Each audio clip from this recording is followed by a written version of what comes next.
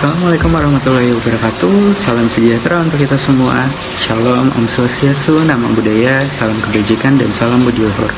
Dalam kesempatan kali ini izinkan saya untuk memperkenalkan diri. Nama saya Rangga Deo, NIM 1842546. Saya adalah seorang mahasiswa Prodi Ilmu Hubungan Internasional semester 7. Saya ingin berbagi pengalaman ketika mengikuti program MBKM, khususnya sebagai asisten riset di Komunitas Indonesia untuk Kajian Eropa. Penelitian ini adalah suatu implementasi kerjasama antara Komunitas Indonesia untuk Kajian Eropa atau KIK dengan Uni Eropa melalui program EU-POP atau EU Policy and Outreach Partnership antara Indonesia dengan Uni Eropa. Penelitian ini berjudul Indonesia and the European Union Developing Innovative Approaches to Maximize the Potential. Nah, penelitian ini terdiri dari 9 bahasan atau 9 klaster dengan tema bahas yang berbeda-beda. Saya sendiri ditempatkan di klaster pertama, yaitu klaster yang membahas mengenai International Development Cooperation atau kerjasama pembangunan internasional. Nah, judul klaster 1 sendiri itu adalah Formulating Innovative Strategies for Optimizing the Potential of International Development Cooperation between Indonesia and the European Union. Bersama dengan Bapak Julius Purwadi Hermawan dari Universitas Parahyangan selaku koordinator klaster, lalu ada Ibu Nuraini dari Universitas Pajajaran, lalu ada juga Pak Yusran dari Universitas Budi Luhur, serta ada Ibu Mala dari Universitas Mataram. Nah, klaster 1 sendiri itu membahas cukup banyak kan. Pertama, kita melihat dari konteks historis dulu, gimana perkembangan Indonesia dan Uni Eropa, terus juga gimana kerjasama pembangunan internasional yang udah ada atau yang udah established antara Indonesia dan Uni Eropa di masa lalu. Setelah itu kita lanjutkan ke bagian best practice, mencari kira-kira apa sih best practice yang udah ada dari kerjasama pembangunan itu. Nah, kita menemukan best practice yaitu FLEGT, kerjasama FLEGT atau sertifikasi kayu dari Indonesia untuk masuk ke pasar Eropa. Lalu yang ketiga itu kita mencari tahu atau kita mencoba menganalisis kira-kira tantangan apa aja sih yang membuat kita atau bahkan kedua entitas ini itu sulit untuk mengoptimalkan kerjasama pembangunan yang ada.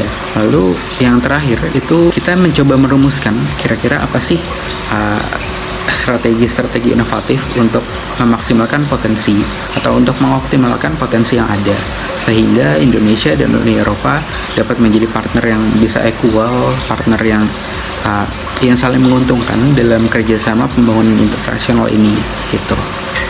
3 bulan pertama itu masa penyusunan kerangka.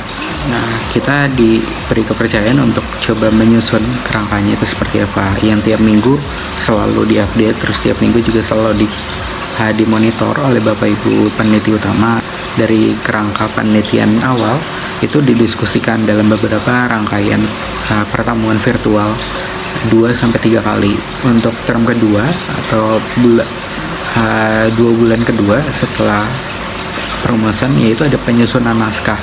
Nah, dalam penyusunan naskah itu kita sebagai asisten riset diminta untuk mencari data-data sekunder, data-data yang berasal dari studi kepustakaan, dari jurnal, dari buku, dari artikel ilmiah, makalah, berita-berita terbaru, terus juga dokumen-dokumen atau buku yang dikeluarkan oleh pemerintah, baik itu dari pemerintah Indonesia itu sendiri seperti dari Bappenas, terus juga dari Kementerian Lingkungan Hidup, Kementerian Luar Negeri, serta dari Uni Eropa sendiri.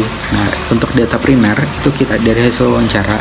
Yang pertama itu wawancara Ambasador Vincent Piquet, Dubes Uni Eropa untuk RI dan Brunei.